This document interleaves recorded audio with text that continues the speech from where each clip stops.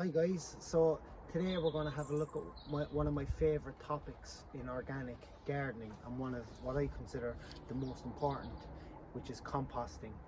How it works, the difference between fast compost, slow compost, how to get your compost pile to heat up, and the best method which I found so far to use to make good, high quality organic compost that will keep your garden growing for an entire growing season.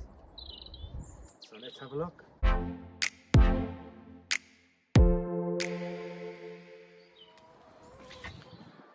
So hi guys, I'm Barry Fresh. Welcome back to our channel. Today we're going to look at composting.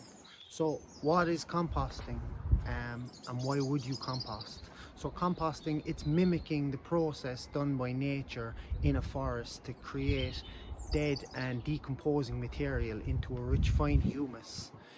And we're going to design a system that will do this for us. So if you go to any forest, leaves, branches, twigs, plants fall from the tree, or they die naturally, they land on the floor, they rot away, and if you clear away underneath it in any forest, you'll find a deep layer of rich humus that contains massive amounts of nutrients, bacteria and fungi that will maintain and sustain an ecosystem within the forest. So we want to create this in our garden to get maximum yields. So there's two main ways that people compost. There's fast composting and there's slow composting. Fast composting can be complete in as little as 21 days. I even seen some people online claiming that they can make fast compost in as little as 18 days. Slow composting is less labor intensive, where you just make a pile and you forget about it, and just like the forest floor, nature does the work for you. There's a bit more labor involved in fast composting, but the benefit of fast composting is that this is also known as hot composting. You heat the compost pile, you feed the bacteria in the pile, and the compost will heat up to approximately 70 degrees. You want it at the optimum temperature is about 70 degrees Celsius, and that'll kill off any weed seeds that you have within your compost, which is absolutely fantastic. The likes of slow composting, the benefit is it's less labor intensive, but you can have germination of weed seeds in the following year. So we look at today primarily hot composting and the process of making hot composting. There's four things that you're going to require in a hot compost pile. So you're going to need carbon, you're going to need nitrogen, you're going to need air, and you're going to need water. The water isn't so much of an issue here in Ireland because it just falls out of the sky by the bucket load. So we're going to start off with your carbon and nitrogen ratio. You want to keep that to around 20 to 30 to 1. So 20 parts carbon to 1 part nitrogen. So this is like composting, it's kind of a mix of a science and an art form, you know. So you might not get your ratios right one or another, but there's a few ways you can problem solve that as you're going. So we'll actually look at creating the pile now, and then we'll talk about problem solving as we go on. So this is an empty bay now we have. It's about just over 4 foot by about 3 foot, and it comes up to about 4 foot. So we're going to add stuff in layers. So this pile here, I've been slowly adding to it for the last month or so. It's just been slowly decomposing. It's mostly made up of kitchen scraps, some garden scraps, straw and chicken manure from the chicken enclosure, from the chicken coop. So we're going to start off with a layer of that.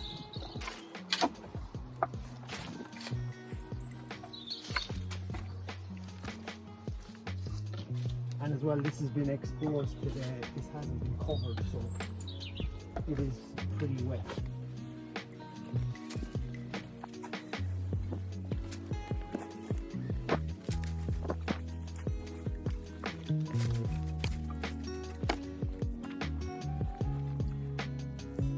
So that's a layer of nitrogen. Your nitrogen stuff is going to be pretty much anything green, grasses, leaves,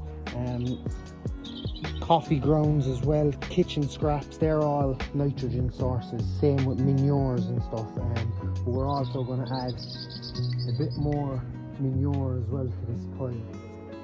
So nitrogen is what's going to heat the pile up. So if you have an issue where your pile isn't heating up enough, that means you're lacking nitrogen. On the other hand, if you have too much nitrogen, you're going to notice your pile is a bit slimy, a bit smelly, so then you need to add more carbon. So that's the first there. I'm going to add some manure now, which is actually mixed with mostly bedding. So there's a lot of bedding in my manure, so that's kind of more carbon than nitrogen.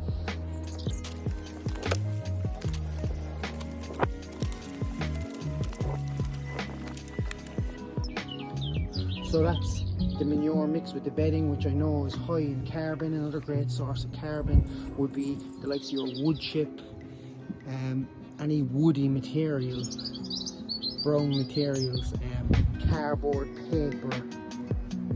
They're all great sources of cardboard.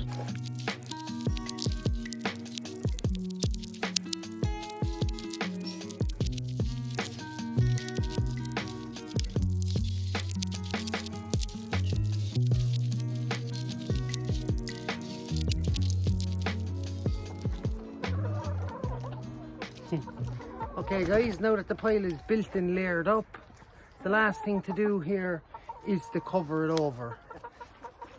So in a hotter climate, you'd be covering it over to stop evaporation of water as it heats up. And if you noticed here, as I built up this pile, I actually didn't add water because in the Irish climate, it rains so much, water will get into the pile.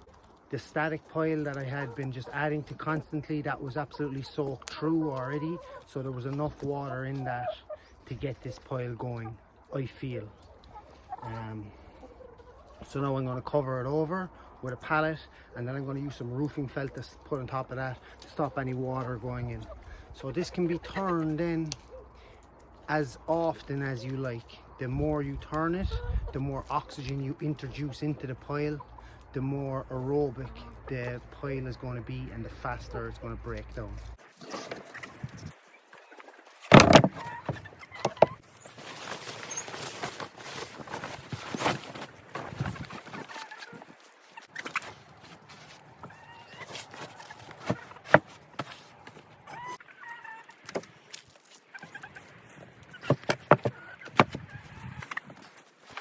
So we actually have 3 different systems for composting here. We have this hot composting system, which will kill all the weeds. We also use our chickens within their enclosure, their pen enclosure. We compost, we put all our excess materials in there. So if we have a bulk of anything coming in from the garden or anything like that, we just drop it in there and let the chickens kick it around and compost it. It builds up a nice variety of insects within the chicken enclosure as well for them to be eating. And we also have a worm compost system, but the main reason for that is to create compost tea to fertilize our garden with. Another consideration is when we placed our compost system here, we placed it within close proximity to the chicken run, and then we closed off our whole compost area that we can leave the chickens out here as well as an extended chicken run. The benefit of that is the chickens always have something to eat, because compost is going to attract massive amounts of life forms and insects and just things that the chickens are going to love to eat. So they get to come out, pick through all the compost as it's composting, they pick through the stuff that's waiting to be composted, so they just have a nice variety of what they're eating and a great source of proteins for the chickens. And the more protein the chickens eat, the bigger the eggs. So I hope you enjoyed this video. I would love to hear some feedback about compost systems. If you've got any ideas about compost systems or how we could do it better, or what you're doing with your compost system, just stick it into the comments and that'd be great. Thanks guys, have a great day, bye.